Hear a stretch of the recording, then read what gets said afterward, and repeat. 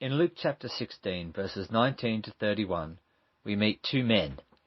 The rich man in this event was an idolater. He knows who God is, but he suppresses it with cheesecake, leg ham, and satin sheets. At death, he finds himself in Hades, awaiting a final judgment. The other lad, a man called Lazarus, also dies and goes down into Hades to be with Abraham. Separating these two men in the belly of the earth, but within earshot, it would seem, is a great chasm. The man, tormented by the flames, calls out to Abraham and asks that Lazarus be sent to dip his finger in water, duck over to the other side, and cool the rich man's tongue. Abraham replies that the chasm between them is too great. Abraham also reminds the rich man that he had it good while he was alive, while Lazarus, a poor man covered in sores, had to pick up the crumbs that fell from the rich man's table. He then asks if Lazarus could be sent to warn the rich man's brothers of this terrible fate, to which Abraham replies that they have Moses. Listen to him. From this event, it would seem that those who are judged and condemned by God in the next life will not suddenly come to their senses and repent. Instead, their hearts just become more self-absorbed. But the more basic point of the story is this.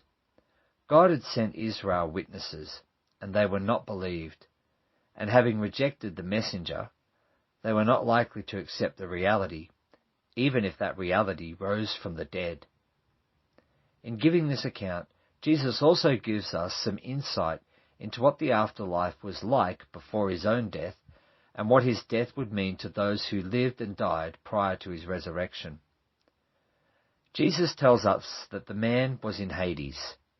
This is sometimes translated as hell, and unfortunately both words are often collapsed into something along the lines of the lake of fire or Gehenna, but this is not the meaning of Hades. Hades, from Greek mythology and synonymous with the Old Testament word Sheol, was a place located within the earth where people, both good and bad, went after death. Jonah spent 3 days there.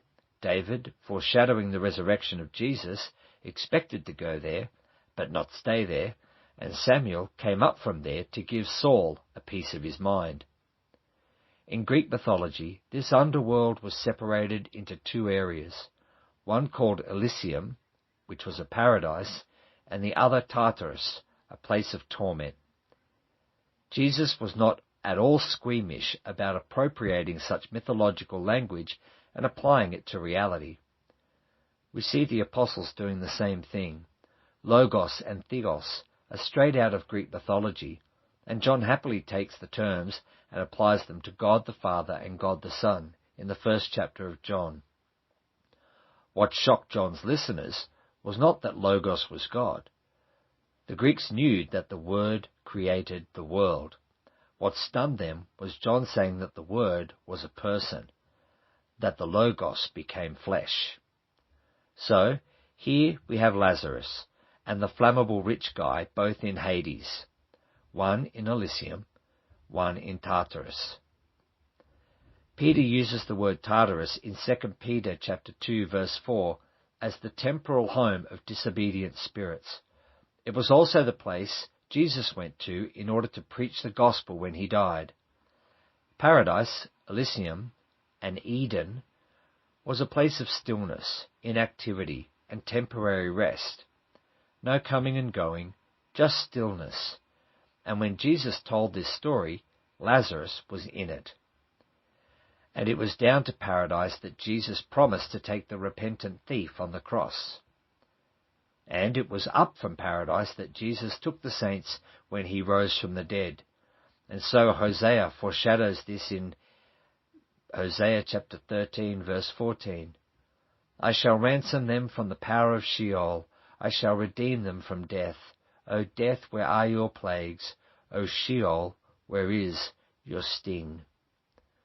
Not only did Jesus preach to Tartarus, he ransacked paradise and sent it up. What changed? The resurrection happened. Jesus rose, and when he ascended, he took paradise and its occupants with him. And what did all this accomplish? Philippians chapter 2 tells us that by his descent into Hades and his ascension into heaven, he filled the universe with his unshakable lordship. And if we die today, we will go to heaven, paradise, and we will rest there until the day we are clothed with new bodies and return.